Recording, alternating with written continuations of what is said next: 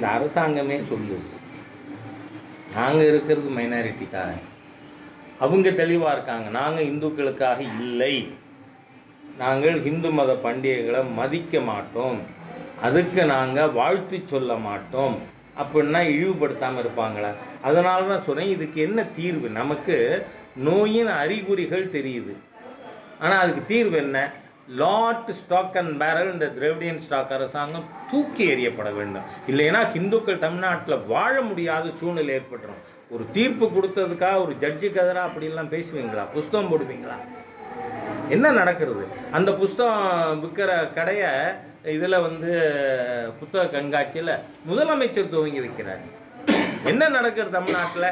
ஸ்டாலின் அவர்கள் ஆட்சியை போல மிகப்பெரிய மத வெறி சக்திகளின் கைக்கூலி அரசு வேற ஏதாவது இருக்கா? அதனால இந்த ஹிந்து விரோதிகள் இவங்க சிவராத்திரிக்கு மட்டுமில்லை, இந்த கூட்டம் இந்துக்களுக்கு தீபாவளிக்கு கூட வாழ்த்து சொல்லாது. அந்த மாதிரியான ஹிந்து விரோதிகள், ஹிந்து துவேஷிகள், அதனால அவங்கள தூக்கி எரிஞ்சான். என்டிஏ கூட்டணியில் புதிய கட்சிகள் இது வர வாய்ப்பு. பொதுவாக நான் 36 வருஷமாக நிர்வாகியாக இருக்கேன். கூட்டணி பற்றி நான் பேசியது கிடையாது.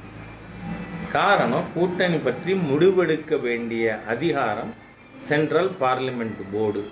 அவங்க இன்னென்ன கட்சிகள் உள்ளே வந்துடுச்சு அப்படின்னு சொன்னால் அதை ஆதரிக்க வேண்டியது நம்ம வேணும். அதனால் கூட்டணியில் யார் யார் வருவாங்கங்கிறது ஆல் இண்டியா பார்த்து. காங்கிரஸ் திமுக கூட்டணி இடையே இப்போ ஒரு சலசலப்பு வந்திருக்கு. கூட்டணி உடையும் ஒரு அபாய சூழ்நிலையை பார்த்து போயிட்டு இருக்கு. இதை நீங்க எப்படி பாக்குறீங்க? அதெல்லாம் நீங்கள் கொஞ்சம் சொரணை இருக்கிறவங்க இருந்தால் நாம் இதை பற்றி கருத்து சொல்லலாம். என்ன நீங்கள் அதில் இருக்கிறவங்க எனக்கு வெகுமானம் இருந்தால் சரி, சன்மானம் இருந்தால் சரி, வேறு மரியாதை வேண்டான்னு நினைக்கிறவங்க ஒன்றா இருக்கிற கூட்டணி, அதில் நான் எப்படி கற்று சொல்ல முடியும்? இந்த இது அன்புமணி ராமதாஸுக்கும் மற்றவங்களுக்கும் யாருக்கு? அன்புமணி ராமதாஸ். ஏன் இப்போ அன்புமணி ராமதாஸுக்கு என்ன வந்தது? அவர் விவரமில்லாத ஆள், முட்டாள ஆள் சொல்லிட்டு எடப்பாடி விமர்சிச்சிருந்தார்.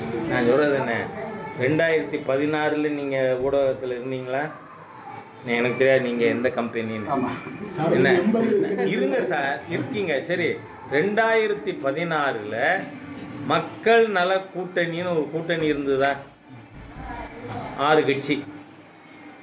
அந்த 6 கட்சியும் சேர்ந்தே 6% ஓட்டுவாங்கல்ல என்ன? ஆனால் அப்போ அவர்கள் திராவிட முன்னேற்ற கழகத்தை, காங்கிரஸை என்னவெல்லாம் பேசினார்கள், அதெல்லாம் இப்போ பொருந்துமா? கேட்கலாமா? அதனால் அதை கேட்டால் இதை கேட்கலாம், அதனால் அதை கேட்கல, இதை கேட்க வேண்டாம். நடிகர் விஜய் அவர்கள் கட்சியை ஆரம்பிச்சிருக்காங்க, தமிழக வெற்றி கழகம். அவங்க ஆட்சிக்கு வந்தால் தமிழகம் நொறுங்கி போகணும்னு தொடர்ந்து விமர்சனம் பண்ணிட்டு இருக்காங்க. இப்போது இது நான் சொல்லாத கருத்து நீங்கள் சொல்லியிருக்கீங்க, இருந்தாலும் சொல்கிறேன்.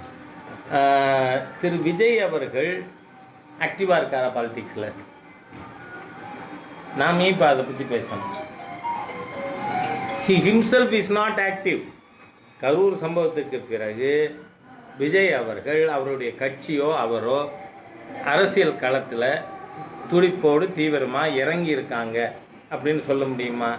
முடியலைங்கிறதுனால நாம் அதை பற்றி விவாதிக்கணும். உங்கள் கட்சியினுடைய மூத்த தலைவர் தமிழிசை அவர்கள் தொடர்ந்து அவங்கள கூட்டணி வரணும், விஜய் அவர்கள் கூட்டணி வரணும்னு நான் சொல்லிட்டேன்.